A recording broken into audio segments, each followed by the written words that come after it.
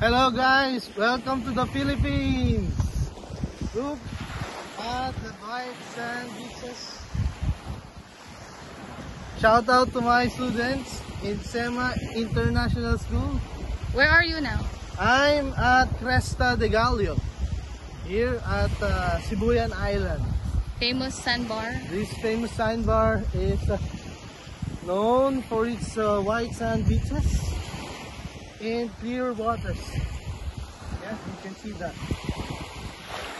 Shout out to my students, Ariet, Tutoshev, Rodkeldi, Sayan.